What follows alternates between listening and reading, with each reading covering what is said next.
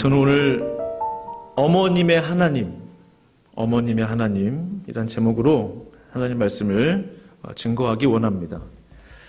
저는 5월 그 가정의 달이라고 하는데요. 가정의 달을 맞아 그 룻기서를 가지고 강해 설교를 지금 준비하고 있어요. 그래서 오늘부터 4주간 하면 한 주에 한 장씩, 그래서 총 4장이기 때문에 한 장씩 4주 만에 마칠 수가 있게 됩니다. 그래서 오늘 선택한 성경 룻기는요, 한 가정이 어떻게 하나님을 떠나게 되었는지, 그리고 어떻게 실패와 절망의 시간들을 겪었으며, 또 어떻게 하나님의 은혜를 회복하게 되었는지, 다시금 그 믿음의 그 명문가로 바뀌게 되었는지, 변하게 되었는지를 배울 수 있는 매우 중요한 성경이 바로 룻기입니다. 지금으로부터 약 3,000년 전쯤에, 정말 오래된 얘기예요. 3,000년 전쯤에 그 베들레헴에 살았던 한 가정을 소개합니다. 오늘 등장하는 이 가정의 가장의 이름이 엘리멜렉입니다. 엘리멜렉. 그 아내의 이름은 잘 아시는 나오미입니다. 그 엘리멜렉 그 이름의 뜻이 뭐예요? 뜻은 하나님은 왕이시다. 이름이 정말 멋져요. 하나님은 왕이시다. 나오미란 이름의 뜻은 뭡니까? 나오미란 이름들 아직도 많이 쓰고 있는데 기쁨이란 뜻이에요. 기쁨, 희락, 때로는 아름다움, 기쁨이란 뜻입니다. 이 두 사람의 이름이 얼마나 멋지고 아름다워요. 하나님은 왕이시다. 또 기쁨.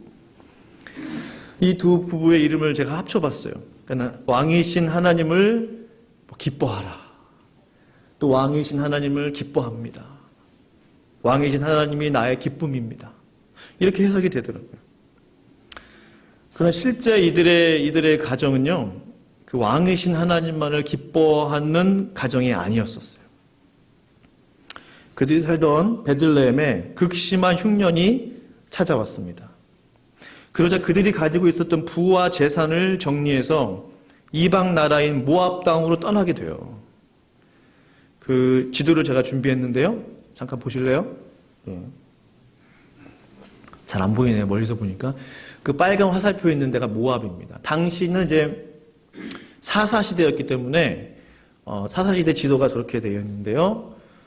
이제 각 지파별로 땅들을 이제 분배받고 왕이 세워지기 전. 그래서 모압이 저 밑에 있죠. 네. 그래서 이 모압 땅으로 이제 떠나게 돼요. 하나님이 정해준 그 땅을 벗어났다는 거죠. 하나님의 그 은혜가 있는 축복이 있는 땅을 떠난 겁니다. 근데 이 한 가지 사건이요, 이 가정에 돌이킬 수 없는 문제를 야기하게 돼요. 성도 여러분 생각하시기를, 아니 다른 나라로 이민 가는 게 뭐가 문제니까 라고 반문하실 수 있겠죠.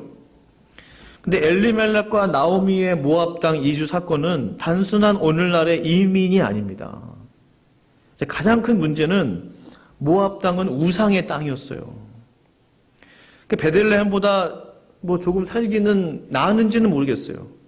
그러나 그 땅은 우상의 땅이에요. 바알, 부올, 그모스 등의 우상들이 가득한 죄악의 땅입니다. 성도 여러분 잘 아시다시피 우리가 어디에서 사는가, 어디에 거하는가는 사실 매우 중요합니다. 특히 하나님의 백성들은 하나님의 부르심에 따라 우리가 살아야 할 줄로 믿습니다. 근데 이스라엘 그 백성이었음에도 불구하고 그 땅을 떠나서 그 우상의 땅, 모압 땅으로 이주하게 됐다는 거죠. 두 번째 문제는요, 참신이신 하나님만을 의지하지 않고 그들의 돈과 재물을 의지했다는 사실입니다. 그러니까 흉년과 같은 어려움이 닥치면 우리는 기도해야 되잖아요. 하나님을 의지하고 그분을 찾아야 합니다. 그러나 그 가정이 의지한 것은요, 그들이 가지고 있는 재물이었어요. 룻기 1장 21절 보시면 실제로 나오미의 고백처럼 그 베들레헴에서 나올 때는 풍족하게 나왔다라고 고백해요. 그러니까 흉년 중에도 풍족했다라는 거죠. 얼마나 돈이 많았으면 모두가 흉년으로 고통 중에 있을 때에도 풍족한 중에 이민을 갈 수 있었을까요? 셋째로는 뭐냐면 그들에게는 아들 둘이 있었어요. 그 말론과 기론. 그럼 그 두 아들과 함께 모압 지방으로 이주한다는 것은 무엇을 의미합니까? 하나님이 경고하신 이방 여인과 혼인하지 말라라는 명령을 가볍게 생각했다는 거예요. 이방 여인과의 그 혼인, 이게 뭐가 문제입니까? 그러니까 우상, 그들이 섬기는 우상을 직접적으로 가정에 들여오게 되는 거예요.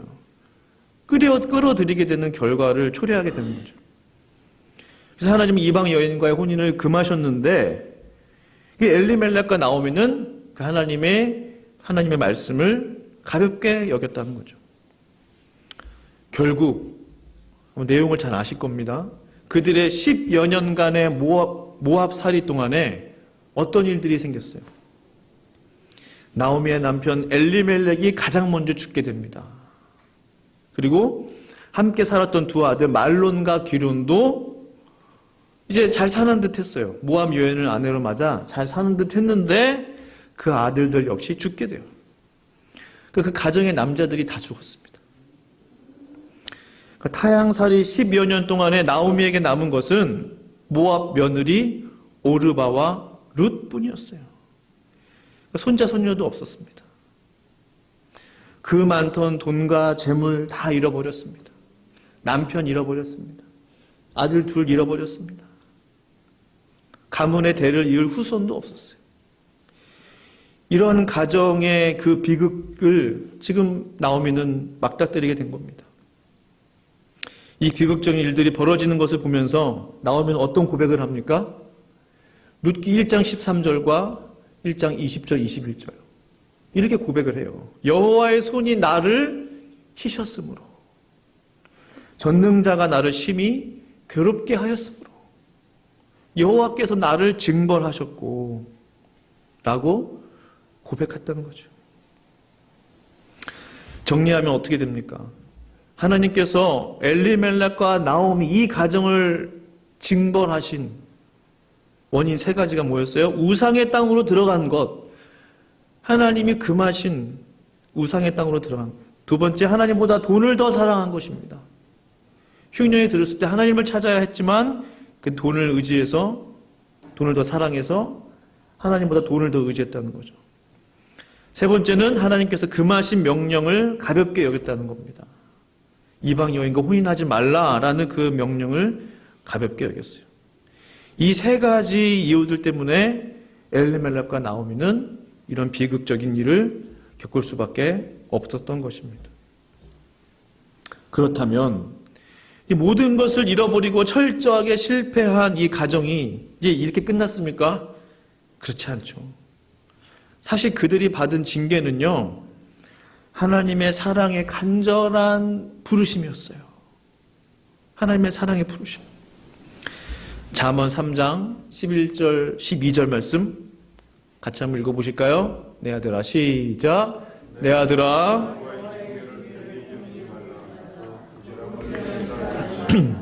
대저 여호와께서 그 사랑하시는 자를 징계하시기를 마치 아비가 그 기뻐하는 아들을 징계함같이 하시느니라. 아멘. 사랑하시기 때문에 징계한다고 기록되어 있어요.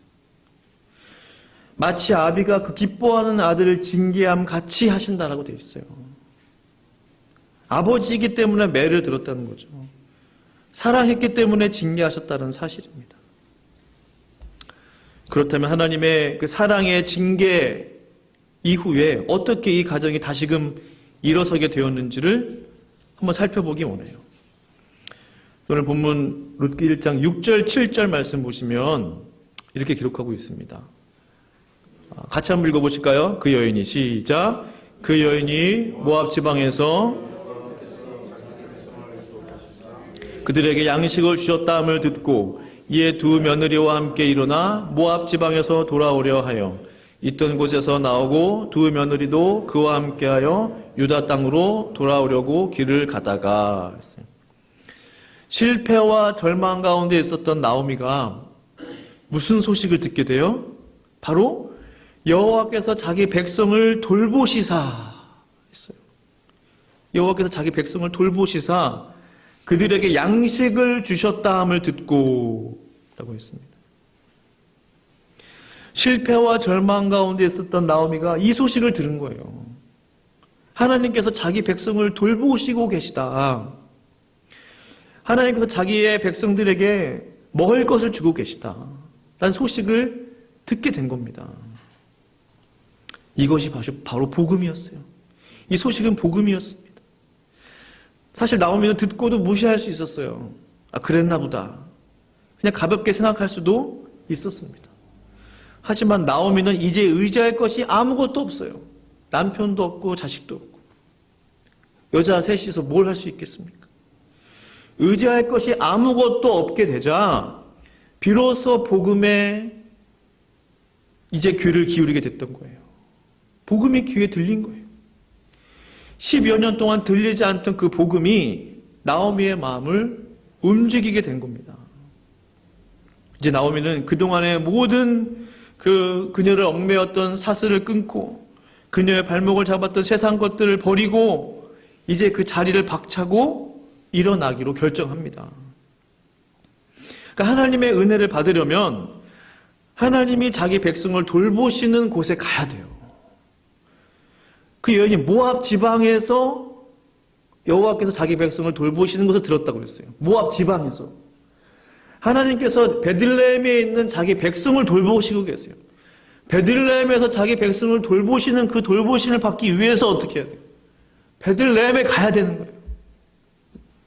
너무나 쉽고 간단한 거죠. 모압 땅에서는 하나님의 돌보심을 받을 수 없어요. 반드시 일어나야 합니다. 하나님의 은혜를 받으려면 지금 있는 자리에서 일어나야 돼요. 머물던 곳을 포기하고 나와야 돼요. 머물고 있는 곳에서 하나님의 은혜를 받을 수 없기 때문에 베들레헴이라는 은혜의 장소로 나아가야 합니다. 하나님은 그분의 은혜를 주시는 장소로 당신의 교회를 선택하셨어요. 예수 그리스도께서 당신의 핏값으로 주님의 교회를 세우신 이후에 지난 2000년 동안 주님의 교회를 통해 얼마나 많은 영혼들이 구원받고 또 영생을 누렸는지 모릅니다. 하나님의 성전을 당신의 은혜 장소로 선택하셨다는 사실이에요. 우리가 집에서 예배드릴 수 있습니다. 제가 드려보니까요, 교회에서 예배드리는 것 같지가 않아요, 마음이. 성도 여러분 어떠세요? 막 은혜가 넘칩니까? 같이 모여서 이 교회 건물을 떠나 같이 성도가 모여 있을 때 그게 교회로서 그 성령의 능력이 나타나는 거 아니에요? 집에서는 예배드릴 수 없어요. 하나님의 은혜의 장소로 하나님의 성전 주님의 교회를 선택하셨다는 사실이에요. 은혜의 장소에 나와야 은혜의 담배를 마실 수 있다는 거죠. 생명의 양식을 먹을 수 있다는 겁니다. 그러니까 하나님의 은혜의 바운더리 그 영역 안으로 들어와야 돼요. 베들레헴으로 가야 합니다. 나오미는 반드시. 그래야 하나님의 역사를 경험할 수 있어요. 그래야 그 가정이 삽니다. 모압 땅에서는 살 수 없어요, 그 가정이. 이제 나오미가 그 하나님의 은혜의 바운더리 베들레헴으로 돌아오려 합니다. 며느리 오르바와 룻이 이제 뒤따르게 돼요. 나오미가 이제 며느리들에게 말하죠. 가만히 생각해 보니까 이 이방 여인 그 며느리 과부잖아요. 이거 어떻게 살 수 있을까? 그래서 좀 마음도 아프고 짠하고 그래서 이야기하죠. 너희는 이제 각자의 고향 너희 어머니의 집으로 돌아가라. 참 시어머니가 참 친절합니다. 며느리 집 풀어주는 거잖아요. 자유롭게 가라고. 여호와의 손이 나를 치셨으므로 우리 가정이 이렇게 되었다. 너희들 때문에 내 마음이 정말 아프다. 미안하다 이런 그런 말이잖아요. 두 며느리가 이렇게 말해요. 어머님, 저희가 어머님을 떠나 어디로 가겠습니까? 어머님과 함께 어머님의 백성들에게로 가겠습니다. 하면서 서로 부둥켜 안고 울며 불며 성경 보시면 그런 내용들이 다 기록되어 있어요. 1장에. 시어머니는 며느리를 보내주려 하고 며느리들은 끝까지 시어머니를 따르려 합니다. 결국 오르바는 그녀의 고향으로 돌아갔다고 기록해요. 그래서 1장 15절 같이 한번 읽어보실까요? 나오미가 시작. 나오미가 또 이르되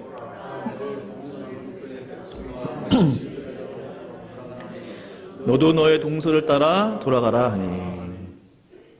이 동서를 봐라. 그의 백성과 그의 뭐예요? 신들에게로 돌아갔다고 되어 있어요. 우상을 정말 잘 섬겼었나 봐요. 신들에게로 돌아갔다. 그러나 홀로 남은 이제 며느리 룻이 뭐라고 대답합니까? 1장 16절 17절 자, 세 번역으로 준비했는데요. 같이 있습니다. 그러자 시작. 그러자 룻이 대답하였다. 나더러 어머님 곁을 떠나라거나 어머님을 뒤따르지 말고 돌아가라고는 강요하지 마십시오. 어머님이 가시는 곳에 나도 가고 어머님이 머무르시는 곳에 나도 머무르겠습니다. 어머님의 결례가 내 결례이고 어머님의 하나님이 내 하나님입니다. 아멘. 아멘. 그리고 그리고 뭐라고 이제 성도 여러분 이게 무슨 뜻입니까? 그렇다면 이 며느리 룻으로 하여금 시어머니 나오미를 떠나지 않겠다는 이제 결단을 룻이 스스로 하게 돼요. 시댁에서 겪었던 이 모든 불행들을 룻은 보았습니다. 시아버지가 죽고 자신의 남편과 아주버님이 죽는 것을 룻은 다 보았어요. 보통 여자 같으면 어떻게 해요? 아유, 내가 어서 이 집안을 떠나야 되겠다. 안 그러면 나도 죽겠다. 라고 생각할 겁니다. 그러나 룻은 오히려 그 반대로 어머님의 하나님이 이렇게 벌하시는 것이라면 제가 그 하나님을 더 잘 믿고 섬겨드리겠습니다. 라고 생각했다는 거예요. 그렇게 말했다는 겁니다. 얼마나 그 마음이 귀합니까? 이걸 보면서 참 하나님은 그 사람의 외모를 보시고 사람을 취하시지 않는 분이구나. 룻이 이방 여인이고 과부였음에도 불구하고 쭉 성경을 잘 아시잖아요. 예수님의 그 가게, 그 족보에 룻이 당당하게 그 이름이 올라가지 않습니까? 참으로 하나님은 외모로 사람을 취하지 않으시는구나. 그 출신을 보지 않으시는구나. 그 배경을 보지 않으시는구나. 과거를 보지 않으시는구나. 그 마음을 보시는구나. 그 이방 여인 룻을 그 마음에 보시는구나. 사람들은 가볍게 여길 수 있고 무시할 수 있지만 하나님 그 룻의 그 마음을 사용하셨다는 사실이에요. 그 심성을 보셨다는 사실입니다. 하지만 이방 여인이며 과부인 이 룻이요, 그 베들레헴에서 새로운 인생을 시작하는 것은 여간 힘든 일이 아니었을 거예요. 그럼에도 불구하고 룻은 어머님이 가시는 곳에 나도 가겠습니다. 어머님과 함께 죽겠습니다. 17절에 그렇게 나와 있어요. 보시면 어머님이 묻히시는 곳에 나도 묻히겠습니다. 그렇죠? 죽음이 어머님과 나를 떼어놓기 전까지 어머님을 따르겠습니다. 도대체 무엇이 룻으로 하여금 이렇게 결단할 수 있게 했습니까? 바로 시어머니 그 나오미의 삶을 보면서 나도 시어머니 하나님을 믿어보아야 되겠다. 내가 믿던 우상들 버려야 되겠다. 라고 결심하게 됐다는 사실입니다. 성도 여러분, 나의 가족들은요, 가정에서 내가 어떠한 신앙인인지를 자세히 보고 있습니다. 룻이 시어머니 나오미를 보았던 것처럼. 시어머니 나오미가 조금만 이상해도 룻이 따랐겠어요? 당장 도망갔을 겁니다. 당장 떠났을 거예요, 짐 싸고. 룻은 시어머니 이 나오미를 자세히 봤어요. 그가 믿는 하나님을 따르고 싶었다는 겁니다. 나의 자녀들은 내가 어떠한 크리스찬인지를 정확하게 보고 배우고 있어요. 나의 배우자는, 내 부모는, 내 형제는 내가 집에서 가정에서 어떠한 사람인지를 그 누구보다도 정확하게 알고 있습니다. 바로 나의 삶의 모습이 가족 구원의 문을 여는 가장 중요한 첫 열쇠가 된다는 사실입니다. 룻은 직접 하나님을 만나지 못했어요. 시어머니 나오미를 통해서 하나님을 만났다는 사실이에요. 나오미를 거쳐서 하나님을 만났다는 사실입니다. 내 자녀에게 믿음의 유산을 물려주는 것만큼 중요한 일은 없다라는 사실이에요. 내 자녀에게 무엇을 남겨줄 것인가? 나의 가족들에게 어떠한 영향력을 줄 것인가? 무엇을 주시겠습니까? 나의 가족들을 정말로 사랑한다면 가장 귀한 천국 복음을 그들에게 주어야 하지 않겠습니까? 내 가족 구원을 위해 하나님께서는 지금 바로 이 자리에 앉아 계시는 성도님 한 분 한 분을 먼저 불러주셨다는 사실이에요. 내 가정 구원하시기 위해, 내 가족들 구원하시기 위해서. 이 사실 우리는 반드시 잊지 말아야 합니다. 이제 나오미와 룻은 베들레헴으로 돌아오게 됐어요. 성경을 보니까 온 동네가 난리가 났어요. 그래서 오늘 본문 1장 19절 21절 말씀 보시면 같이 읽겠습니다. 시작. 이에 그 두 사람이 성읍이 그들로 말미암아 떠들며 이르기를 이가 나오미냐 하는지라. 나오미가 그들에게 이르되 나를 나오미라 부르지 말고 나를 마라라 부르라. 이는 적는 자가 나를 심히 괴롭게 하였음이니라. 그 다음 21절 넘기시면요. 내가 풍족하게 나갔더니 여호와께서 내게 비어 돌아오게 하셨느니라. 여호와께서 나를 징벌하셨고 전능자가 나를 괴롭게 하셨거늘 너희가 어찌 나를 나오미라 부르느냐 하니라. 이가 정말 나오미냐? 네가 정말 나오미더냐? 동네 사람들이요 난리가 났어요. 나오미가 고향으로 돌아왔다는 소식이 온 동네에 소문이 났습니다. 그 동네가 소란스럽게 됐다라는 것으로 봐서 과거 꽤나 유력했던 사람이었나 봐요. 몰라볼 정도로 달라진 모습에 성읍 사람들이 심히 놀랐습니다. 아니 내 남편 엘리멜렉은 어디 갔느냐? 분명히 물어봤겠죠. 성경에 나오진 않지만 아들 둘은 어디 있어? 기론과 말론은 어디 있냐? 나오미가 대답했을 거야. 다 죽었다. 모압 땅에서 모두 죽었다. 이제 나를 더 이상 나오미라 부르지 마시오. 나오미는 기쁨이란 뜻이었잖아요. 나를 기쁨이라고 부르지 마세요. 대신 나를 마라라고 불러주세요. 마라는 뭐예요? 괴로움, 쓴 그런 뜻이잖아요. 마라라고 불러주시오. 하나님이 나를 벌하셨는데 그 나오미 기쁨이란 이름이 나에게 걸맞지 않다는 거예요. 나를 괴로움이라 불러주시오. 뭐 한국식으로 말하면 김고통, 박괴로움, 그렇죠? 뭐 이 슬픔 그렇게 불러달라는 거예요. 내가 풍족한 중에 나갔다가 이제 빈손으로 돌아왔습니다. 라고 나오미가 고백해요. 성도 여러분, 이것을 보면서 우리 하나님은 우리를 풍족하게도 하시지만 빈손이 되게도 하시는구나. 모든 것을 잃게도 만드시는구나. 한 가정을. 그래서 사무엘상 2장 7절 이렇게 말씀하죠. 여호와는 가난하게도 하시고 부하게도 하시며 낮추기도 하시고 높이기도 하시는도다. 성도 여러분, 나오미는 그 전능하신 하나님을 직접 경험했어요. 그녀는 부하기도 해보았고 빈털터리가 되어보기도 했습니다. 부하기만 했다면 절대로 하나님을 만나지 못했을 거예요. 절대로.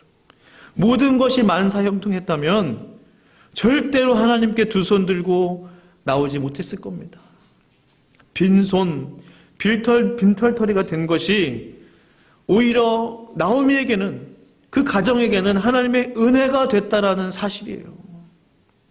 이제 비로소 살아 역사하시는 그 하나님을 만나게 되었습니다. 이제 하나님을 제대로 만나니 하나님의 은혜가 시작되었습니다. 하나님이 준비하신 하나님의 계획인 그 하나님의 은혜, 그것을 암시하는 구절이 바로 룻기 1장 마지막 절이에요. 마지막 절 함께 읽겠습니다. 1장 22절 시작. 나오미가 모압 지방에서 그의 며느리 모압 여인 룻과 함께 돌아왔는데 그들이 보리추수 시작할 때에 베들레헴에 이르렀더라. 이제 며느리 모압 여인 룻과 함께 돌아왔는데 그들이 보리추수 시작할 때에 베들레헴에 이르렀다고 그랬어요. 보리추수가 시작할 때, 이 말은요 은혜의 시작을 상징해요. 이제 하나님께서 회복시켜 주실 것이다. 이제 하나님께서 먹이실 것이다. 빈손으로 돌아왔지만 이제 채우실 것이다. 이제 풍요로운 하나님의 은혜가 이제 너에게 임할 것이다. 라는 것을 암시합니다. 이제 말씀을 마무리하기를 원해요. 오늘 룻기 강해 설교 시리즈 첫 시간을 통해서 우리는 무엇을 붙잡아야 하겠습니까? 하나님을 떠나서는 우리가 아무것도 할 수 없다라는 거예요. 주님의 은혜를 멀리한 주의 가정은 세상 가정이 아니고요. 주의 은혜를 멀리한 주의 가정은 주께서 반드시 그 가정을 징계를 통해서라도 돌이키신다는 사실이에요. 그러나 주의 징계는 강력한 사랑의 메시지예요. 내 바운더리로 들어오라는 거예요. 하나님의 땅으로 들어오라는 겁니다. 그 하나님의 사랑의 메시지였어요. 그 메시지를 들은 나오미, 하나님께서 당신의 백성을 돌보시고 계시다라는 그 메시지를 들은 나오미와 그 가정은 다시 살아날 줄로 믿습니다. 이 살아계신 하나님의 말씀이 저와 성도님들의 가정에 살아 역사하시기를 간절히 기도합니다. 기도하겠습니다.